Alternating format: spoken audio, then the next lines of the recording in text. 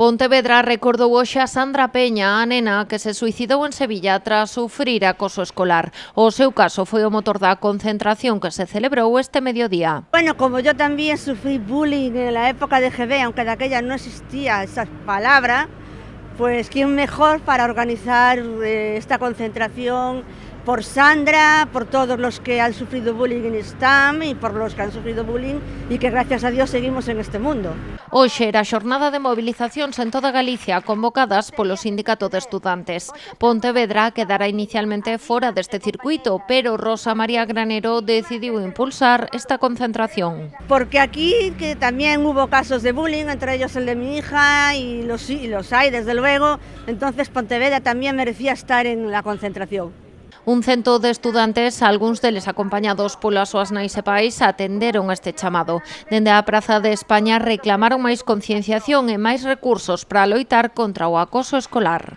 Este é un problema que ven da casa, na educación que damos, que non educamos en empatía e que dos pais e nais que xustifican o injustificable e que isto é unha loita de todos e de todas e que as sancións non pode ser para a víctima cando se illa a ela, senón que hai que tomar medidas co sistema en xeral. As institucións non están facendo o que deben de facer, creo que tamén un pouco de culpa temos os pais, generalizo porque non todos somos así, que están pasando de todo tamén na casa, a educación tamén se transmite na casa. Para moitos dos asistentes, o caso de Sandra Peña foi un impulso para denunciar as súas propias vivencias. Tiene que acabar esto de una vez, porque no es injusto lo que está pasando.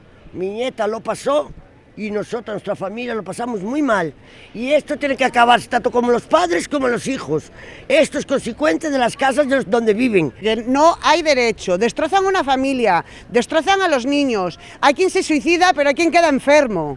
Enfermo con enfermedades moi graves. Non se sabe lo que se pasa. Queremos justicia. Chámame Ana, teño 5 fillos.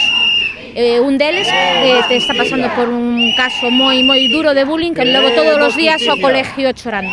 Desde o centro, máis desde educación, estánme dando negativas constantemente. Quero cambiálo de centro e non me dan o permiso para cambiálo hasta que sea a final de curso. Porque os colexios están constantemente dicindo que son cousas de nenos, que son cousas que o neno pois é moi sensible e o toma moi a mal, pero non, eu creo que isto ten que acabarse xa. Outro caso é o de Antía, unha moza de 15 anos que asistiu á mobilización co seu pai. Contou a súa vivencia como vítima de bullying en 2 centros de Cambados. El primer caso de bullying fue en ciberacoso. Mi madre salió a denunciar y en el Francisco y Saroy no hicieron nada. Sufría acoso en clase, me tiraban pelotas, me tiraban de todo, me decían de todo en clase. No hicieron nada, me tuve que cambiar de instituto. El año pasado sufrí acoso por una niña en el punto de que me amenazaba de muerte y todo esto. Y por fin, bueno, se hizo algo, eso lo agradezco porque necesitamos más profesores así, más centros así. O Sindicato de Estudantes acompañará estas mobilizacións cunha campaña en todos os centros de Galicia para evitar que as denuncias por acoso caian en saco roto.